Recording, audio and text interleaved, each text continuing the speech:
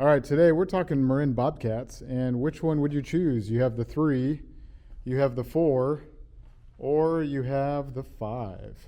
Hey, what's going on, guys? Welcome back to Texas, to the channel where we talk mountain bikes, and we like to go over them, we like to talk about them, so if that's what you like, you're in the right place. But today we're talking about the Bobcats, which is a great beginner bike. For those that don't know, the Marin Bobcat is Marin's beginner kind of hardtail bike, which is nicer than like their Bolinas Ridge models, which we don't really buy just because for us, we recommend people to kind of go to the Bobcats because they're just more durable, have better specs for not really that much more money. Since we just do mountain biking and we have people that want to get started on the trails, they need something that's better than their, department store bikes or big box store bikes. And so the Bobcats have always been a great option for us as a reliable beginner hardtail that doesn't break the bank. So the lineup as of September 2024, your price differences is your $759 for the 3, $859 for the 4,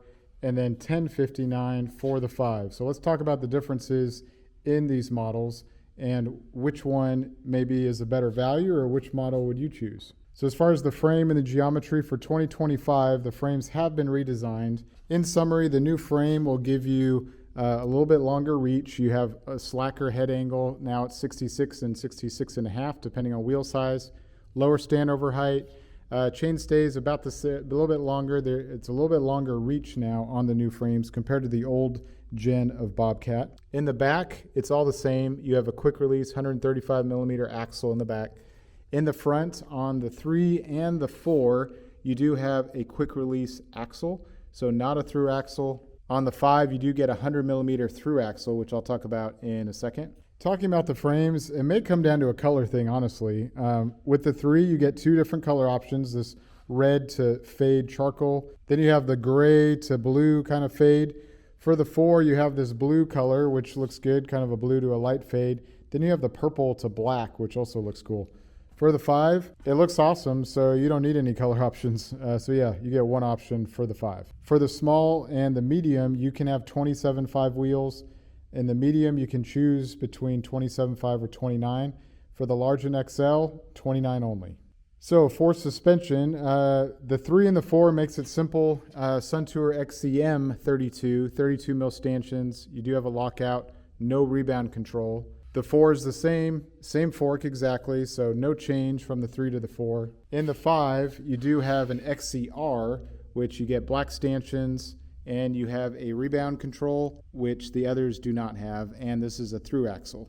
The biggest differences between them are going to be in the drivetrain. So for the Bobcat 3, you have a 9-speed system now. So this is a microshift advent, has a clutch, 9-speed derailleur, 11/46 tooth.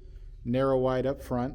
For the 4, narrow wide up front as well. You get a 10-speed now, which is nice. And this is the new Shimano Q's system. So you get an 11/48 tooth, so a little bit more range with the clutch. And then for the 5, it's not Q's like on the website. This one is a Dior system. So 11-speed with a clutch.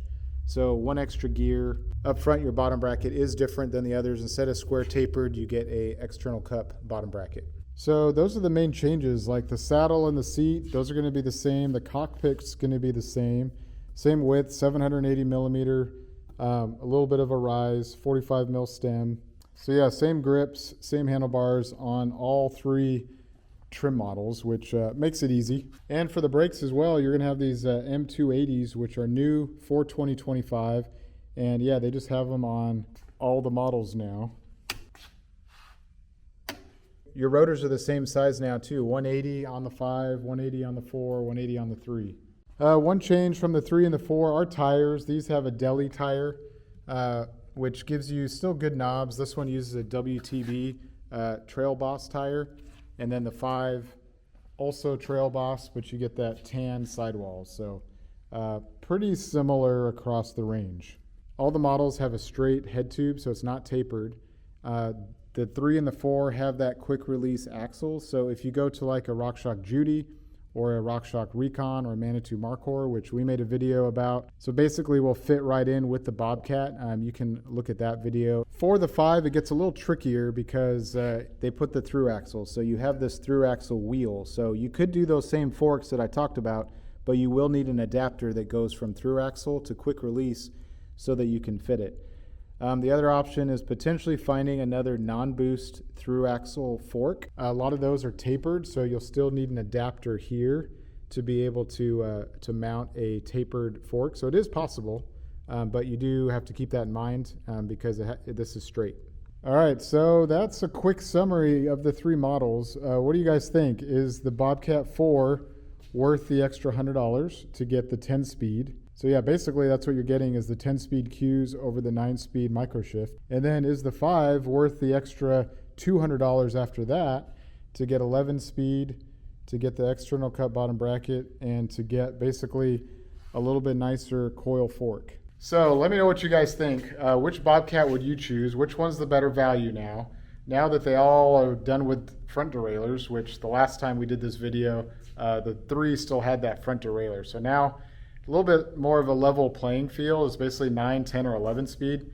Depending where you live, honestly, like if you live in an area that has, it's pretty flat like here, you don't necessarily need those extra gears, and the 9-speed is perfectly adequate because you still have that big gear, and you don't necessarily need that small change in between gears. But if you live in like Utah or Colorado or somewhere where you're climbing a lot, you may want those extra gears. Obviously, you could upgrade later, but something to think about if you're considering which model or which gears work best for your situation. Now, as far as the fork on the 5, it does feel much better than the XCM. Is it better than an air fork? No. Air fork's going to be lighter, going to feel smoother than that one, but something to keep in mind. So you can either, upgrade right off the bat with the 5, or maybe save that money and do an air fork later on the 3 or the 4. All right, guys, we're going to have a poll on our community tab on which Bobcat you would choose and which color. So let us know what you guys think. If you have any questions on the Bobcat or how it compares to maybe another bike, let me know in the comments. Be glad to answer your questions and help you as you get started on your mountain biking venture. All right, guys, well, that's going to end today's video. If you found it useful, hit that like button for us. Subscribe to the channel if you want to see more content from Biking Roots. Hope you guys are doing well. We'll see you guys on the next video. Take care. Bye.